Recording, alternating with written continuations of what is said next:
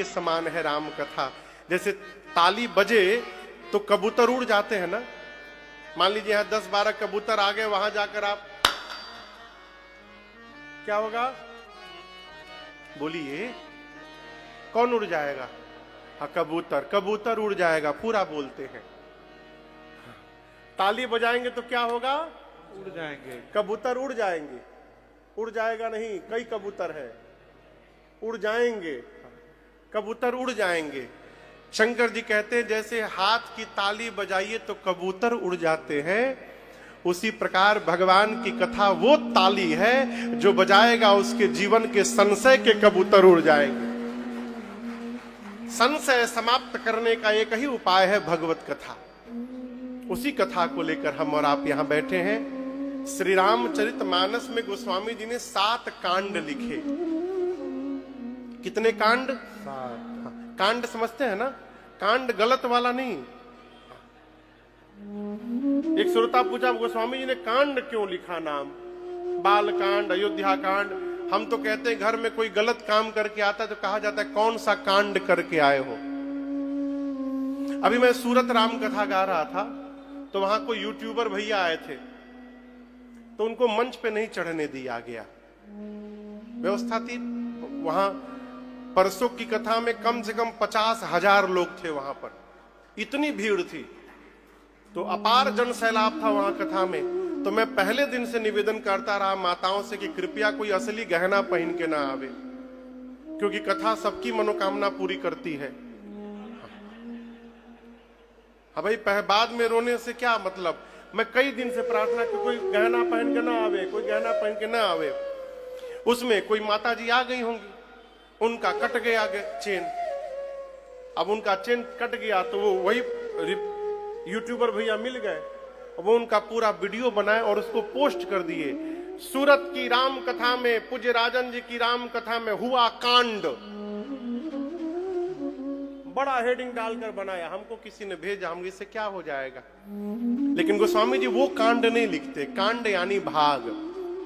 7 कांड लिखा। नाम बोलिए साथ में। पहला कांड का क्या नाम है? बाल कांड। दूसरा श्री अयोध्या कांड। तीसरे में आके गड़बड़ात है सब। अरण्य कांड, बहुत बढ़िया मैया। चौथा श्री किष्किंधा कांड। 5वां सुंदर कांड, ये सबको याद है। 6ठा कांड लंका कांड, केवल सुनना है, लगाना नहीं है कहीं। और 7वें कांड का क्या नाम है? उत्तर कांड। ये मानस के 7 कांड हैं। 7 ही कांड क्यों लिखे गोस्वामी जी ने? 7 दिन होते हैं, 7 रंग होते हैं, सप्तपुरियां हैं, इसलिए गोस्वामी जी ने 7 कांड लिखे। और हर 7 कांड में से बाल कांड के प्रारंभ में भी गोस्वामी जी ने 7 श्लोक लिखे हैं। ऐसा लगता है कि एक एक कांड को स्मरण करके बाबा ने 7 श्लोक की रचना की है। भगवान गणपति और मां सरस्वती को वंदन किए हैं, शंकर जी पार्वती जी को वंदन किए हैं, हनुमान जी महाराज वाल्मीकि ऋषि को वंदन किए हैं, सीताराम जी को वंदन किए हैं, ब्राह्मणों की वंदना किए हैं, गुरुदेव भगवान की वंदना किए हैं, संत समाज की वंदना किए हैं, और तो कहे गोस्वामी जी ने दुष्टों की भी वंदना की। देखिए, बुद्धिमान आदमी वही होता है जो घर में देखे कोई उत्पात करने वाला जीव है तो उसको पहले ही शांति करे। हम लोग घर में कोई पूजा करते हैं ना, तो याद रखिएगा पंडित जी महाराज नवग्रह की पूजा कराते हैं पहले, कहीं ग्रह लोग शांति बना के रखे।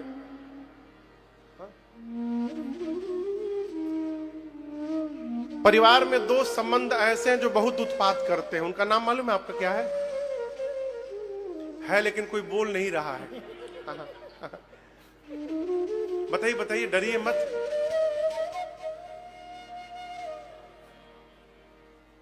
एक संबंध का नाम है जीजा और दूसरे का नाम है भूतपूर्व जीजा, जो वर्तमान के फूफा रहते हैं। इन दोनों का काम रूठने का होता है बस। एक तो दामाद, एक ने कहा दामाद का क्या अर्थ है? जिसको देखने के बाद दम फूलने लगे। तो कई दामाद तो बड़े अच्छे होते हैं, लेकिन कई दामाद तो दैव के अवतार होते हैं, उनका काम ही जाके खिसियाना। तो आपके तो नहीं पता, हमारे यहाँ एक नियम होता है पूर्वांचल में, शादी विवाह में जो रिश्तेदार आते हैं ना, वो न्योता देते हैं एनवेलप में पैसा अपने, उसका भी एक पूरा नियम, पूरा रजिस्टर मेंटेन किया जाता है। कौन कितना दिया है उसके घर पड़ेगा तो उतना ही देना है, बढ़ा के नहीं देना। तो उसको लिखा जाता है, और जो वो लिखता है ना, वो बेचारा कोई फंक्शन अटेंड नहीं कर पाता। वो डायरी पेन लेकर रात भर लिखता है, फलाना पाने 501 रुपया ये गांव, लिखता है, बैग में पैसा रखता है, हर 1 घंटे बाद मिलाता है, कहीं कम तो नहीं हो गया है। तो जो बुद्धिमान ससुर जी होते हैं ना, देखते हैं कि दामाद उत्पात करने वाला है, तो वो काम दामाद को पकड़ा देते हैं। अब दामाद क्या सोचता है कि पूरा कैश डिपार्टमेंट हमको संभालने को दिया गया, यानी महत्वपूर्ण व्यक्ति है।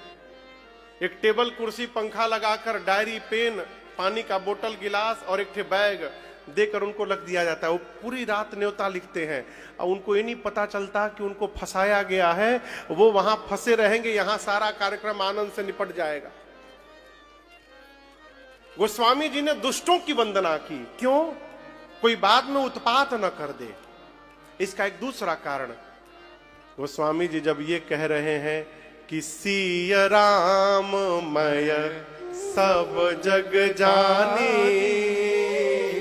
करऊं प्रणाम जोरी जुग पानी। जब सिय राम में सब जग जानी कह दिया, तो दुष्टों के भीतर भी सीताराम जी का दर्शन हो रहा है, इसलिए प्रणाम किया गोस्वामी जी ने।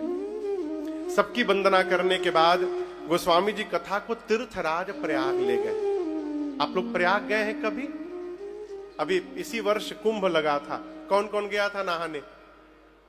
अच्छी बात। देखिए हम तो थे ही वहां पर, कथा भी गाए हम लोग का। ऐसे जब अवसर आए ना, तो निकल करके थोड़ा घर से इसमें नहाना चाहिए। अभी मैं आपको सूचित करूं, 2027 में संभवतः नासिक में महाकुंभ है 27 में, और 28 में उज्जैन में कुंभ है। लगातार 2 साल 2 कुंभ मिलने वाला है, तो समय निकाल कर अवश्य जाकर गोता लगाइएगा। भगवत कृपा रही तो 9 दिन हम लोग दोनों जगह राम कथा भी गाएंगे, दोनों कुंभ में। तीर्थराज प्रयाग गोस्वामी जी कथा लेकर गए। आइए चौपाइयों को पढ़ते हैं। बाबा कहते हैं, भरद्वाज मुनि बसहि प्रयागा, भरद्वाज मुनि बसहि प्रयागा, तिन्हि राम पद अति अनुरागा, तिन्हि राम पद अति अनुरागा, तापस समदम दया निधाना, तापस समदम दया निधाना, परमारथ परम सुजाना, परमारथ पथ परम सुजाना,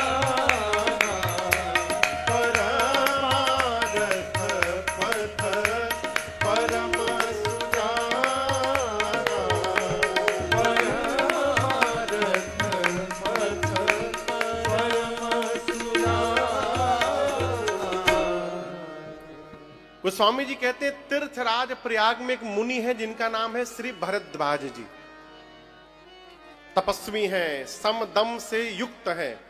सम जानते किसको कहते हैं? सम, सम यानी जिसका मन उसके बस में हो जाए। बात समझ में आ रही है? मन किसके बस में हो जाए? हमारे बस में। लेकिन है क्या? हम मन हमारे बस में नहीं, हम मन के बस में है। 5:30 हो गया है, 5:30 ना हो, एक चाय मिल जाए तो आनंद आ जाए। मन हो रहा है चाय पीने का, अरे मन ने टेलीफोन यहां नहीं कर रहा है, ये ना समझ, मेरा हम उदाहरण दे रहे हैं। कथा छोड़ के चाय थोड़ी पिएंगे। अब हम कहते हैं मेरा मन हो रहा है, एक चाय मिल जाए ना, आनंद आ जाए। अरे मन ने टेलीफोन किया क्या? किसने कहा मन हो रहा है? यही है, हम मन के बस में है। मन हमको जैसा चाहता है वैसा नचाता है, हम उसी प्रकार नाचते हैं। लेकिन भरद्वाज जी का मन उनके बस में है, वो जहां चाहते हैं वहां उनका मन जाता है। इसको कहते हैं सम। दम यानी इंद्रियां बस में हो जाए, उसको कहते हैं दम। भरद्वाज जी सम और दम से संपन्न है। कहां रहते हैं? पूछ रहा हूं। प्रयाग में। जोर से बोलिए, प्रयाग में। जोर से इसलिए बुलवाता ना, किसी को नींद भी आएगी तो भाग जाएगी। कथा में नींद बड़ी अच्छी आती है। जो घर में टिकिया खा के सोता है ना, वो कथा में बिना टिकिए के सो जाए। लेकिन आपसे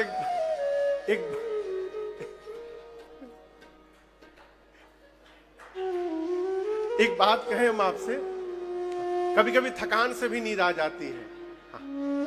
लेकिन हम तो कहते हैं नींद भी आए ना तो आके सो जाइए। क्यों? जितना आप सोइएगा उतना पीछे का खाली होता रहेगा, और जिस दिन बैलेंस जीरो होगा पीछे का, उस दिन आपकी आंख खुल जाएगी और फिर कभी जीवन में नींद नहीं आएगी आपको। तो तीर्थराज प्रयाग में रहते हैं श्री भरद्वाज जी। तपस्वी हैं, समदम से युक्त हैं। आपको पता है कि नहीं पता है, हर वर्ष माघ महीने में तीर्थराज प्रयाग में मेला लगता है। कब से? मकर संक्रांति से। अभी 14 जनवरी को मकर संक्रांति आएगी, उस दिन से 1 महीने का मेला लगता है प्रयाग में। मिश्रा जी, पूरे देश के ऋषि मुनि जाकर वहां पर वास करते हैं। समझिए छोटा कुंभ हर साल लगता है तीर्थराज प्रयाग में। अभी तैयारी प्रारंभ हो गई है वहां की। एक बार ऋषि मुनि आए, 1 महीना वहां रहे, स्नान किए, त्रिवेणी में कथा सुने, कथा किए, और 1 महीने बाद जब अपने आश्रम जाने लगे तो उन मुनियों में एक मुनि है जिनका नाम है याज्ञवल्क्य जी। याज्ञवल्क्य मुनि परम विवेकी, परम विवेकी है याज्ञवल्क्य जी। जब वो भरद्वाज जी से बोले कि मैं अपने आश्रम जाऊं, तो भरद्वाज राखे पद टेके। पांव पकड़कर भरद्वाज जी ने याज्ञवल्क्य ऋषि को रोक लिया, आश्रम में ले गए, अपने बिठाए, पांव पखारे, पूजन किए। याज्ञवल्क्य मुनि ने पूछा, आपने मुझे क्यों रोका है?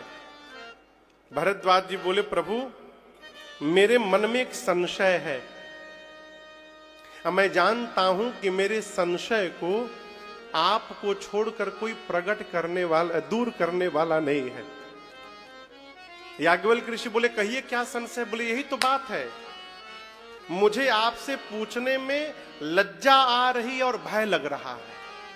कहत सो मोहि लागत भय लाजा। याज्ञवल्क्य ऋषि बोले, लज्जा क्यों आ रही है? भरद्वाज जी बोले, मुनिवर मेरे गुरुदेव का नाम है प्रातः स्मरणीय परम पूज्य श्री वाल्मीकि मुनि। वाल्मीकि मुनि का नाम सुने हैं आप लोग? वाल्मीकि मुनि के शिष्य हैं श्री भरद्वाज जी। वाल्मीकि मुनि राम जी के अवतार के पहले ही रामायण की रचना कर दिए थे। अभी राम जी अवतार नहीं लिए हैं, भविष्य देखते थे। वो आंख बंद करते थे, देखते थे, अब पूरी राम कथा राम जी के जन्म के पहले ही लिख डाले। उन वाल्मीकि मुनि के शिष्य हैं भरद्वाज जी। भरद्वाज जी बोले, मेरा जो प्रश्न है उसको सुनकर आप कहीं ये ना सोचने लगे, इतने बड़े महात्मा के शिष्य होकर और इनको इतनी छोटी सी बात नहीं मालूम, इसलिए लज्जा आ रही है और भय इसलिए लग रहा है, कहीं मेरा प्रश्न सुनकर आप ये ना सोच बैठे कि मैं कहीं आपकी परीक्षा तो नहीं ले रहा हूं, इसलिए मुझे भय लग रहा है। कई लोग प्रश्न का उत्तर जानते हुए भी पूछने आते हैं। अब तो कम हो गया मेरे साथ। जब मैं प्रारंभ किया था कथा ना, तो पूर्वांचल में जब मैं कथा गाता था तो लोग आते थे, हर कथा में 4-5 फूफा लोग पहुंच जाए प्रश्न करने। और उनका प्रश्न क्या होता था? सुदामा जी के पिताजी का क्या नाम था? भाई हमारा घर पोरबंदर में नहीं है, हम गुजरात से नहीं है, हम कैसे बताएंगे सुदामा जी के बाबूजी का क्या नाम है? इतने प्रश्न पूछे गए हमसे। हमने एक से पूछा, क्या उनका आधार कार्ड बनाना है आपको? SIR अपडेट कराना है, उनके पिताजी का नाम चाहिए? क्यों आप पूछ रहे हैं? सुदामा जी से मतलब रखिए। याज्ञवल्क्य ऋषि से भरद्वाज जी कहते, मुझे लज्जा आ रही है, भय लग रहा है। याज्ञवल्क्य मुनि बोले कि आप संकोच छोड़कर पूछिए, क्या पूछना है? भरद्वाज जी ने प्रश्न किया। आप जानते हैं क्या प्रश्न किया? किसी को पता है? पीछे एक बहन जी को पता है केवल। सीधा प्रश्न, राम कवन प्रभु पूछऊं तो ही। क्या पूछा? राम कवन प्रभु पूछऊं तो ही। भरद्वाज जी कहते हैं, राम जी कौन है? क्या प्रश्न किया? राम जी कौन है? आप में से कौन है जिसको ये नहीं मालूम राम जी कौन है? किसी को पता है राम जी कौन है? कौन कौन जानते हैं? हम तो जानते हैं। आपको नहीं पता राम जी कौन है? आप राम जी के बारे में नहीं जानते और तो काहे नहीं बता रहे? यही तो जानना हुआ राम जी कौन है।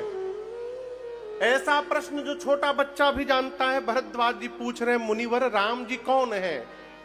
और आगे कहते हैं, एक राम को मैं भी जानता हूं, अयोध्या वाले महाराज दशरथ के पुत्र राम, जिनकी पत्नी का हरण हुआ और उनको क्रोध आया, इतना क्रोध आया कि जाकर युद्ध में रावण का अंत कर डाले। याज्ञवल्क्य ऋषि बोले, जब जान रहे हैं तो पूछ क्यों रहे हैं? भरद्वाज जी बोले, मेरा प्रश्न ये है कि जिन राम जी को मैं जान रहा हूं, क्या शंकर जी भी इन्हीं राम जी का नाम जपते हैं?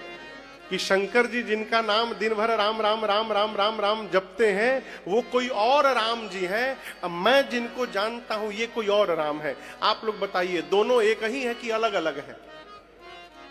बोलिए, एक ही है। तो क्या भरद्वाज जी को नहीं मालूम दोनों एक है? यही भक्त का लक्षण है।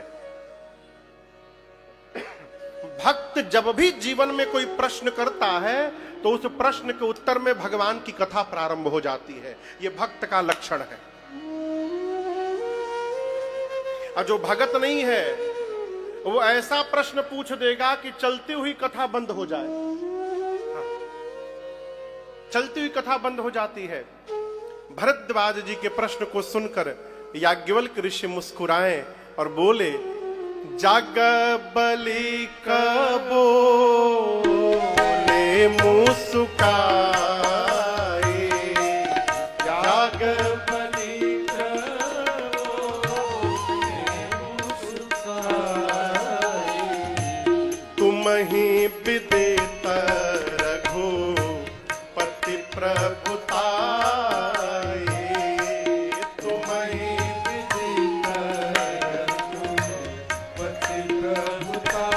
मैं जान गया राम भगत तुम मन क्रम बानी, राम भगत तुम मन क्रम बानी, चतुराई तुम्हारे पहचानी, चतुराई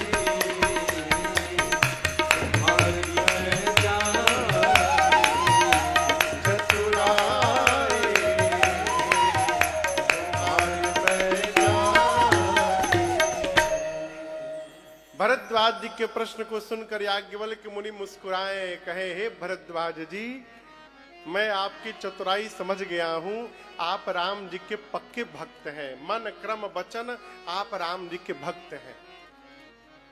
आप राम जी की गूढ़ कथा सुनना चाहते हैं, इसलिए मूढ़ बन करके प्रश्न कर रहे हैं।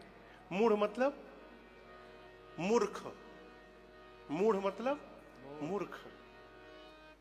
और आपको मैं निवेदन करूं, अपने से विद्वान के आगे मूर्ख ही बनकर बैठना चाहिए। हमारे एक चाचा कहते हैं कि विद्वान के आगे विद्वान बनोगे तो कुछ प्राप्त नहीं होगा, खाली रह जाओगे। सीधी इस बात समझिए, जब तक बर्तन खाली नहीं होगा तब तक उसमें कुछ भरने वाला नहीं है। और जब भर करके ले जाइएगा तो सब ओवरफ्लो हो जाएगा, कुछ उसमें आने वाला नहीं है। और ये स्वभाव जीवन में आएगा कैसे? सत्संग से। मनुष्य का स्वभाव बड़ा अद्भुत है साहब। स्वामी विवेकानंद जी कहते हैं, मनुष्य का स्वभाव कुत्ते का पूंछ जैसा है। आप लोग कुत्ते की पूंछ देखे हैं? सीधा होता है, टेढ़ी होती है ना पूंछ? टेढ़ा नहीं होता है, टेढ़ी होती है पूंछ, टेढ़ी होती है। कुत्ते की पूंछ कैसी होती है? टेढ़ी। अच्छा आप बताइए, लोहे की पाइप में हम लोग जब छोटे थे ना तो गांव में फोफी खाते थे। फोफी आप लोग भी खाए होंगे। पापड़ जैसा होता है, गोल लंबा सा, उसके भीतर उंगली में लगा करके उसको पीले रंग का, ऑरेंज कलर का, हरे रंग का उंगली में लगा के खाते थे। फिंगर चिप्स उसका नाम है अंग्रेजी में। तो उसी प्रकार लोहे की पाइप ले करके उसमें कुत्ते की पूंछ डाल करके बांध दीजिए। अब आप बताइए, पाइप के अंदर पूंछ है तो टेढ़ी है कि सीधी है? हाँ, टेढ़ी कैसे हो जाएगी? पाइप सीधी है तो पूंछ गया तो पूंछ भी सीधी हो गई। और उसको बांध करके आप 1 साल छोड़ दीजिए, 1 साल उसकी पूंछ सीधी बनी रहेगी। और 1 साल बाद जब जैसे आप पाइप निकालिएगा, क्या हो जाएगा? टेढ़ी हो जाएगी। किसी के हाथ में चोट लग जाए, आप 1 महीना ऐसे करके प्लास्टर बांध दीजिए तो 1 महीने बाद उसका हाथ टेढ़ा हो जाता है, सीधा नहीं होता। लेकिन कुत्ते की पूंछ को पाइप में डालकर 1 साल छोड़ दीजिए और उसके बाद निकालिए, पाइप से निकलते फिर टेढ़ी हो जाएगी। मैं क्यों सुना रहा हूं? स्वामी विवेकानंद जी कहते हैं, मनुष्य का स्वभाव कुत्ते की पूंछ जैसी। और ये स्वभाव जब तक सत्संग की पाइप में पड़ा रहता है तब तक तो सीधा बना रहता है, और जिस दिन सत्संग के पाइप से दूर हुआ फिर टेढ़ा हो जाएगा। इसलिए स्वभाव को सीधा बना के रखने के लिए, अरे संतन के संग लाग रे तेरी अच्छी बनेगी, संतन के संग लाग रे तेरी अच्छी बनेगी, संतन के संग लाग रे तेरी अच्छी बनेगी, अच्छी बनेगी तेरी बढ़िया बनेगी, अच्छी बनेगी तेरी बढ़िया बनेगी, अच्छी बनेगी तेरी बढ़िया बनेगी, अच्छी बनेगी तेरी बढ़िया बनेगी, होए बड़ो तेरो भाग रे, हाँ होए बड़ो तेरो भाग रे, तेरी अच्छी बनेगी, संतन के संग लाग रे तेरी अच्छी बनेगी, संतन के संग लाग रे तेरी अच्छी बनेगी।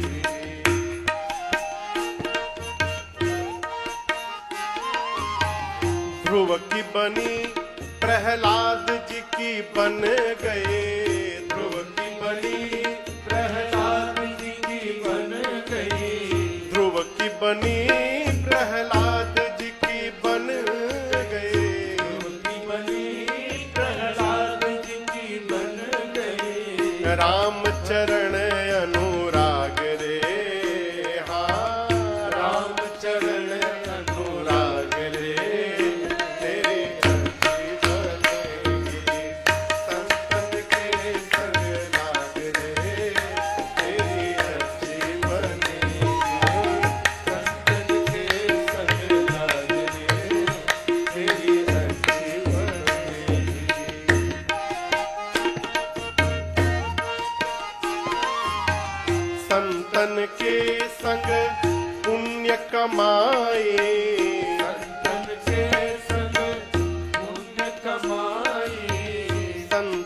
के संग पुण्य कमाए, संतन के संग पुण्य कमाए, खुल जाएंगे तेरे भाग रे, हाँ खुल जाएंगे तेरे भाग रे, तेरी अर्जी बनेगी, संतन के संग लाग रे, तेरी अर्जी बनेगी, संतन के संग लाग रे, तेरी अर्जी बनेगी।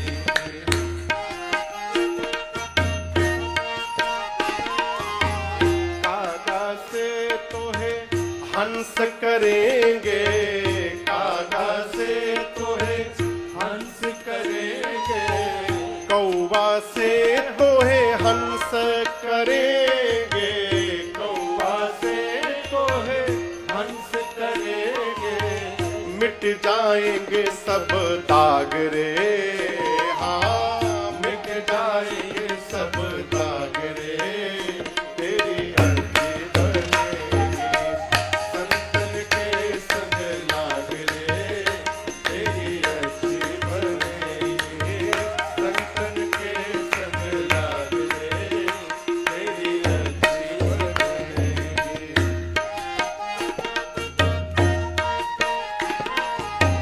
कहत कबीर राम भजन में, कहत कबीर राम भजन में, कहत कबीर राम सुमिरन में, कहत कबीर राम सुमिरन में, लाग सके तो लाग रे, हाँ पाग सके तो पाग रे, तेरी अर्जी बनेगी, संतन के संग लाग रे, तेरी अर्जी बनेगी, संतन के संग लाग रे, तेरी अर्जी बनेगी, तेरी अर्जी बनेगी, तेरी अर्जी बनेगी, तेरी अर्जी बनेगी। अरे जाग सके तो जाग रे, तेरी अर्जी बने। और एक बात कहें, चुगली करने से,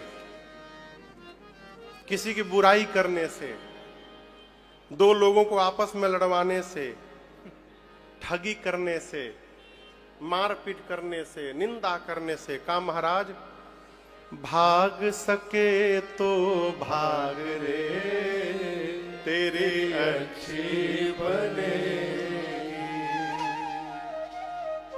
नीवा हो के रहिए, नीवा हो के चल बंदया, निबियानु रब है मिलदा। नीवा हो के रहिए, अपने से बड़े के आगे ना समझ रहिए, माता पिता के आगे विद्वान नहीं बनना चाहिए है? जो माई बाप बोलना सिखाए, बच्चे कहते आपको बोलने का ढंग नहीं आता है? याज्ञवल्क्य ऋषि के सामने भरद्वाज जी नासमझ बनकर प्रश्न करते हैं। याज्ञवल्क्य ऋषि बोले, मैं आपकी चतुराई समझ गया, आप राम जी की कथा सुनना चाहते हैं, लेकिन मैं कथा तो बाद में सुनाऊंगा, बीच में एक दूसरी कथा आपको सुनाता हूं। और याज्ञवल्क्य ऋषि कथा को लेकर पहुंचे त्रेता युग में। किस युग में? त्रेता युग में। आप चौपाइयों का दर्शन करिए। चौपाई हम गाते हैं ना, तो सुन के पीछे से आप भी गाइए। हम इसलिए तोड़ तोड़ के गाते हैं। बाबा कहते हैं, एक बार त्रेता जुग माही, एक बार त्रेता जुग माही, शंभु गए कुंभज ऋषि पाही, शंभु गए कुंभज ऋषि पाही, संग सती जग जननी भवानी, संग सती जग जननी भवानी, पूजे ऋषि अखिलेश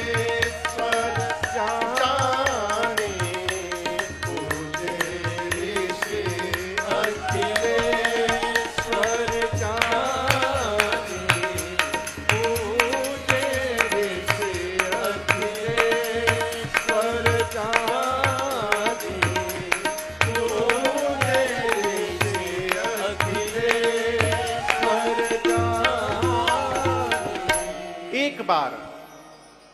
याद रखिएगा, रामचरितमानस में जहां जहां गोस्वामी जी ने एक बार लिखा, वहां वहां कोई विशेष घटना घटी। कहते हैं एक बार त्रेता युग में, कितने युग होते हैं पता है? 4। सबसे पहला युग सतयुग, सतयुग के बाद त्रेता, त्रेता के बाद द्वापर, द्वापर के बाद कलयुग। तो एक बार त्रेता युग में भगवान शंकर सती मैया के साथ कैलाश से नीचे उतरे। यहां जो आपको दिखाई दे रही हैं, ये सती मैया नहीं है। कौन है? पार्वती मैया है। यही पार्वती मैया पिछले जन्म में सती मैया थी। भगवान शिव की अर्धांगिनी थी मां सती को लेकर भगवान शिव कैलाश से नीचे उतरे और दंडकारण्य में श्री अगस्त्य मुनि के आश्रम पर पहुंच गए। आप कल्पना करिए, सवेरे सवेरे आपके घर का डोरबेल बजे, आप गए और जैसे आपने गेट खोला, आपको दिखाई पड़ा कि साक्षात भगवान शंकर आपके दरवाजे पे खड़े हैं। आप सोचिए, अचानक भगवान दिखाई पड़ जाएंगे तो जीव की क्या गति होगी। अगस्त मुनि बाबा और मैया को देखे तो बावले हो गए, नाचने लगे। और शंकर भगवान बोले थे सती जी से, चलिए आपको राम कथा सुनवा के ले आता हूं। अगस्त मुनि एक दिव्य आसन पर भगवान शंकर और मां सती को बिठाए और नीचे पांव में बैठकर पूजा करने लगे, शंकर जी और सती जी की। आप बताओ यहां कथावाचक कौन है? सुनने कौन आया है? शंकर जी और सती मैया। तो ये तो श्रोता हो गए। अब वक्ता कौन है? अगस्त्य मुनि। यहां कथावाचक राजन है, तो राजन नीचे बैठा है कि ऊपर? कथावाचक ऊपर बैठा है, श्रोता नीचे बैठे हैं। क्यों? प्रवाह नीचे से ऊपर नहीं जाता, प्रवाह ऊपर से नीचे आता है। आप समझ रहे हैं? लेकिन यहां क्या हुआ? जो कथा सुनने आया है वो ऊपर बैठ गया और कथा सुनाने वाले अगस्त्य मुनि उनके पांव में बैठ करके उनकी पूजा करने लगे, पांव धोने लगे। साथ में रहने वाले लोगों का विचार भी एक जैसा हो जाए, ये संभव नहीं है। शंकर भगवान सोच रहे हैं, धन्य है अगस्त्य मुनि, कथावाचक होने का आपको तनिक भी अभिमान नहीं है। वक्ता होकर आप श्रोता के पांव में बैठे हैं, उनकी पूजा कर रहे हैं, आप धन्य है, धन्य है। ये शंकर जी सोच रहे हैं। अब बगल में बैठी सती मैया क्या सोचने लगी? बाबा भी न जाने कहां लेके चले आते हैं। बताइए, जो हमारी आरती उतार रहा है वो हमको कथा क्या सुनाएगा? इनका ज्ञान हमारे ज्ञान से कम है, तभी तो हमारी पूजा कर रहे हैं। नहीं नहीं, ये कौन सी कथा सुनाएंगे? पहले ही मन में गांठ बैठ गई और परिणाम हुआ क्या? पूरी कथा अगस्त्य मुनि ने सुनाई, लेकिन सुना किसने? सुनी महेश परम सुख मानी,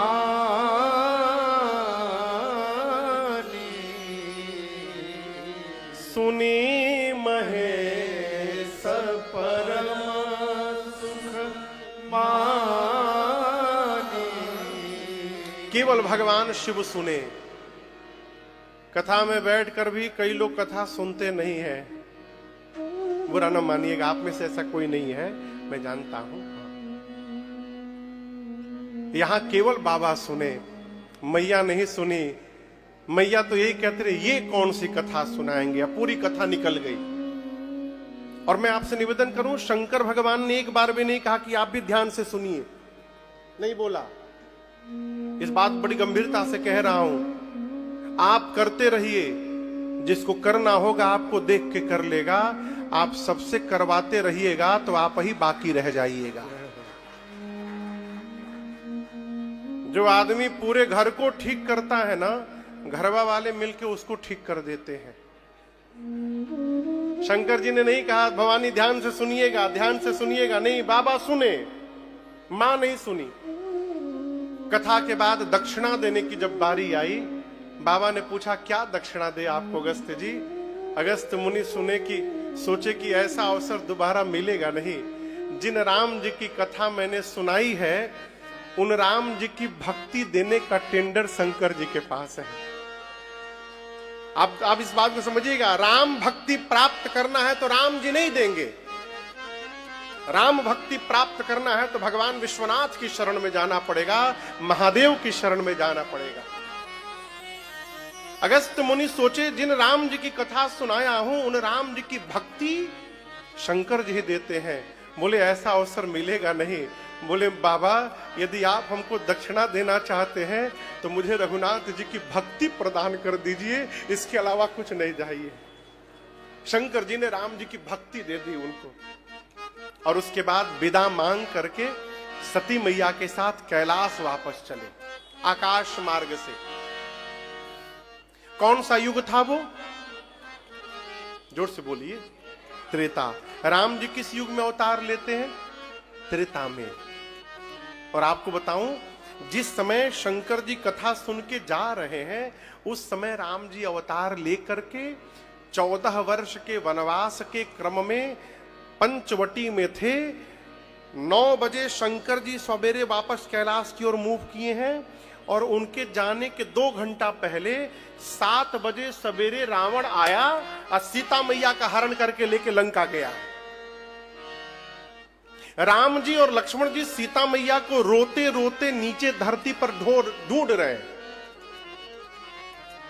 बिरही जीव की भांति रघुनाथ जी रो रहे हैं।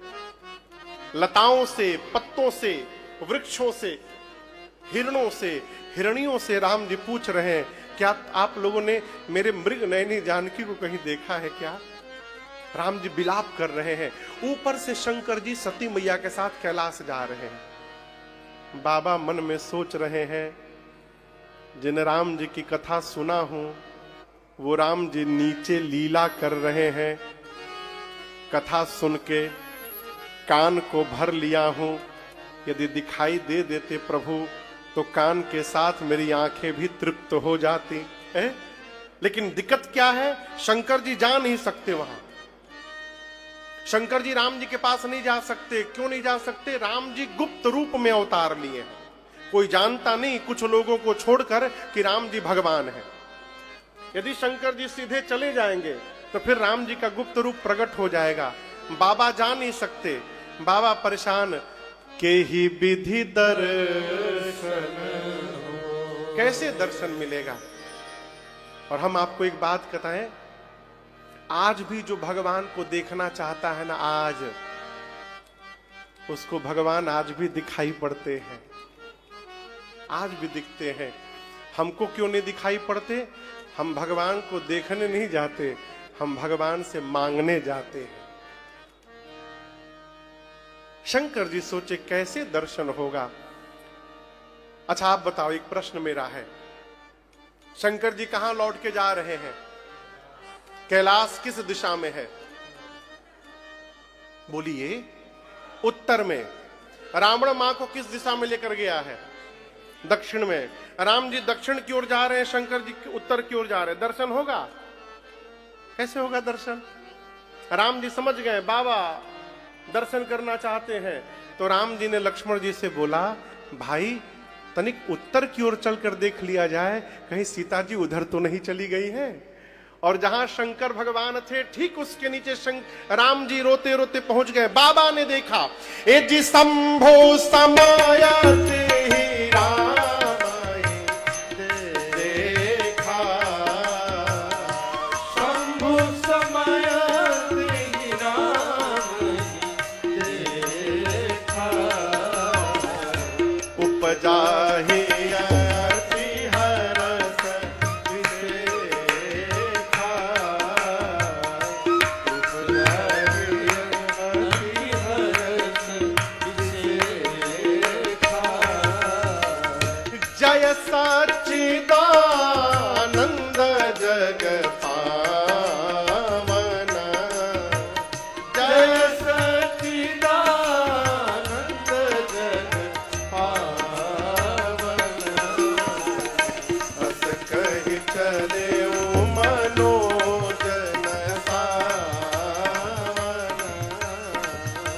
हस कहि चले ओ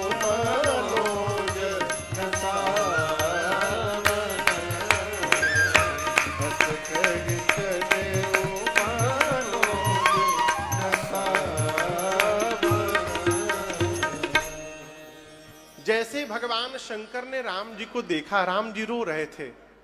बाबा देखे गदगद हो गए, दोनों हाथ उठाकर बोले, बोलिए सच्चिदानंद भगवान की जय, बोलिए सच्चिदानंद भगवान की जय, बोलिए सच्चिदानंद भगवान की जय। 3 बार जय जयकार किए, सच्चिदानंद भगवान की जय।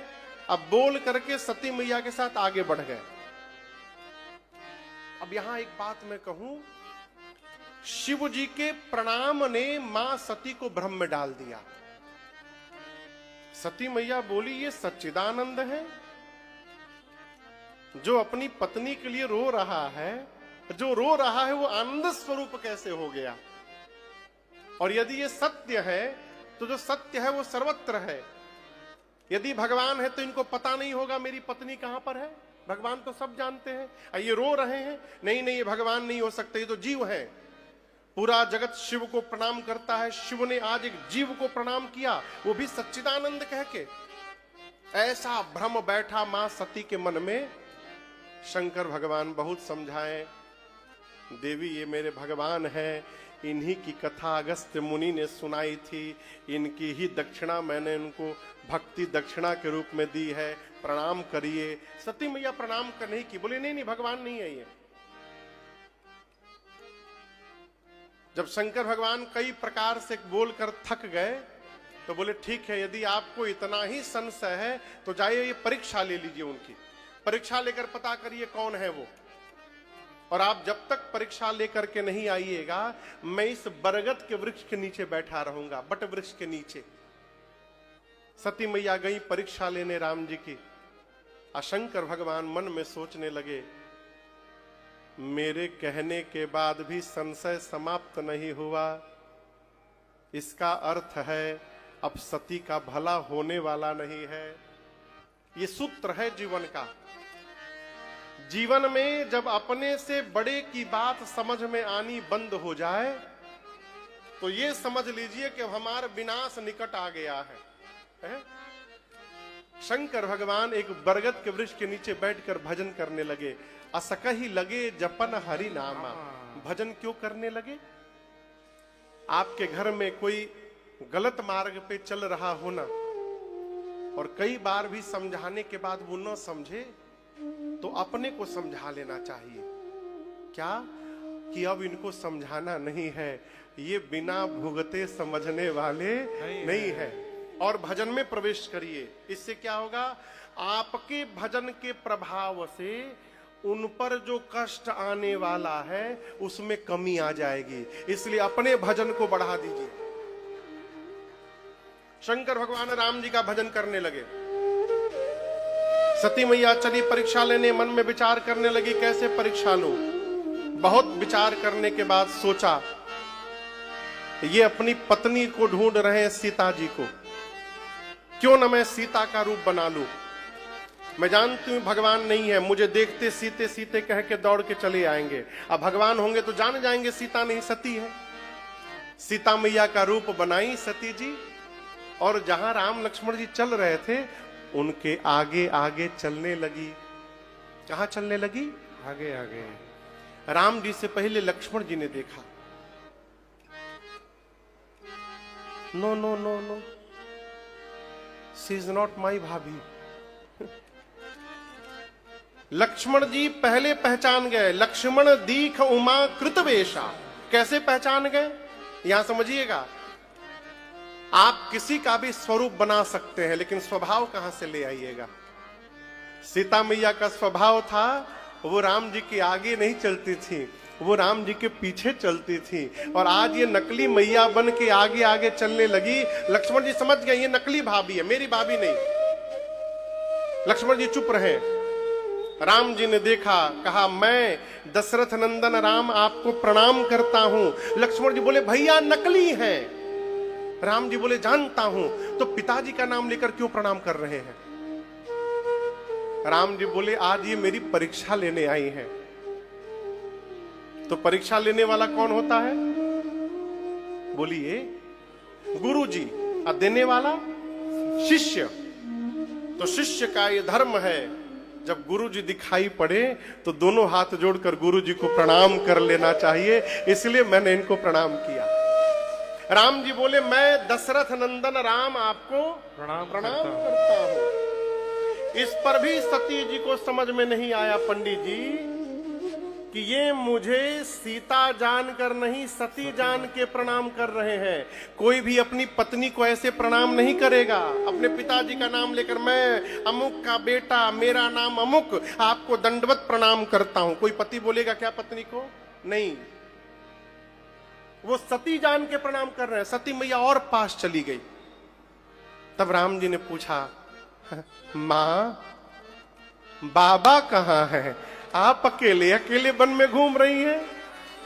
आपको पता नहीं ये वन कितना भयानक है। मैंने सीता को अकेले छोड़ा, कोई हरण करके लेगी, आप भी अकेली। जैसे राम जी ने पूछा न हो, मां के पांव के नीचे से धरती खिसक गई। पूरा शरीर में कंपन उत्पन्न हो गया। मां को अपराध का बोध हुआ। अपनी अज्ञानता के कारण मैंने भगवान पर संशय कर लिया। बिना कुछ कहे सती मैया सीधे शंकर भगवान के पास पहुंची और बाबा ने सती जी को आते देखा। गई समीप महेश जब, हंसी पूछी कुशला। भगवान शंकर हंस के पूछे, देवी लीन्ह परीक्षा कवन विधि, कहु सत्य सब बात। यहां दर्शन करिए, शंकर भगवान मुस्कुरा करके पूछे। तो मुस्कुरा रहे हैं इसका मतलब ये नहीं कि वो मां पर व्यंग कर रहे हैं। आप किसी को कोई काम मना करिए और वो न माने करने जाए, आप जानते करने जाएगा फंसेगा, और वो जब फंस के आए तो जीव क्या होता है, और कैसी रही। इसको व्यंग कहते हैं। लेकिन भगवान शंकर व्यंग में नहीं मुस्कुरा रहे हैं। बाबा जानते हैं कि सती जी को संशय हो गया है। और संशय बहुत खतरनाक बीमारी है। बीमारी है संशय। घर में कोई बीमार होकर अस्पताल में भर्ती हो जाए तो उससे मिलने जब जाते हैं ना तो मुस्कुरा करके जाते हैं। कोई बेड पे पड़ा हो तो उसके सामने जाकर चोखा जैसा मुंह नहीं बनाते। और अगला खुदे टेंशन में बीमार है, उसके सामने आप जाकर तो आपका चेहरा देख और टेंशन में आ जाएगा। तो बीमार से मिलते हैं तो मुस्कुरा करके मिलते हैं। शंकर भगवान मुस्कुरा कर पूछे, आपने कैसे परीक्षण किया? सत्य सत्य बताइए मुझे। सती मैया सत्य बताती हैं, झूठ नहीं बोलती।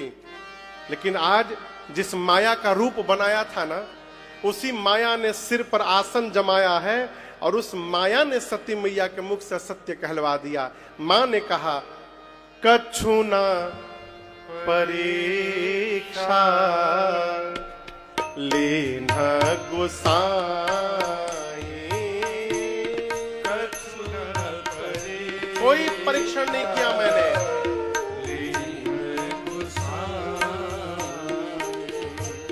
कीन्ह प्रणाम तुम्हारी ही नाई। कीन्ह प्रणाम तुम्हारी ही नाई। तब शंकर